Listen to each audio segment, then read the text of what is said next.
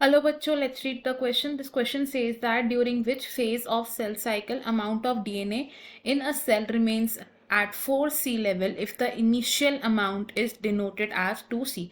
A. G0 and G1 phase. B. G1 and S phase. C. Only G2 phase. D. G2 and M phase. Question में हमसे पूछा गया है कि कौन से फेज ऑफ सेल साइकिल में डीएनए का कंटेंट 4C रहेगा अगर उसका इनिशियल अमाउंट 2C था। तो अगर बात करें इस क्वेश्चन में यूज होने वाले की कॉन्सेप्ट की, तो यहाँ हमारा की कॉन्सेप्ट है सेल साइकिल। सेल साइकिल को हम कैसे डिस्क्राइब कर सकते हैं? It is a series of sequential events, series of sequential events जिसके थ्रू इवेंचुअली सेल डिवाइड करता है, सेल डिवाइड करता है। अब ये जो सेल साइकिल है इसे डिवाइड किया गया है मेनली इन 2 फेजेस, और वो 2 फेजेस क्या हैं? These are interphase and second is the M phase. जो इंटरफेज होता है it is the preparatory phase, यानी कि इस फेज में सेल प्रिपेयर करता है डिवाइड करने के लिए। एंड इंटरफेज में 3 डिफरेंट सब फेजेस होते हैं which are the G1 phase जिसे हम गैप 1 फेज कहते हैं, second is the S phase and third is the G2 phase which is the gap 2 phase.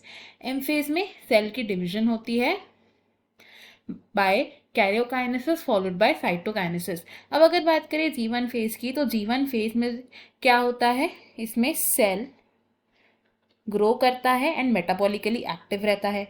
S phase में क्या होता है? जो सेल का डीएनए है इसकी रेप्लिकेशन होती है इस फेज में, और अगर सेल में initial amount of DNA 2C था तो वो 4C हो जाता है। और G2 फेज में क्या होता है? मेनली प्रोटीन्स की सिंथेसिस होती है which are required for the cell division.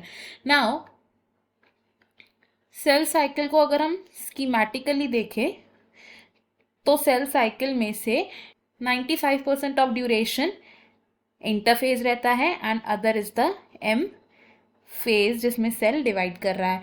Interphase की अगर बात करें तो सबसे पहले क्या आता है? G1 फेज जिसमें सेल मेटाबॉलिकली एक्टिव है, वो ग्रो कर रहा है, second is the S phase and third is the G2 phase. तो सेल साइकिल कुछ इस तरीके से रन करती है। अब S फेज में क्या हुआ था? जो डीएनए का कंटेंट था वो डबल हो गया था, लेकिन इस फेज में क्रोमोसोम नंबर सेम रहते हैं अभी भी, यानी कि 2C से 4C डीएनए का कंटेंट हो गया था, लेकिन जो क्रोमोसोम नंबर है वो सेम रहेगा। अब ये जो 4C कंटेंट है डीएनए का, यही डीएनए कंटेंट G2 फेज में भी जाएगा, लेकिन जब सेल M फेज में एंटर करेगा तो सेल डिवाइड करेगा एंड डॉटर सेल्स की फॉर्मेशन हो जाएंगी जिनमें इक्वल डिस्ट्रीब्यूशन हो जाएगा इस डीएनए का। तो ये जो 4C कंटेंट है डीएनए का, ये सिर्फ रिमेन करता है in the S phase which is followed by the G2 phase.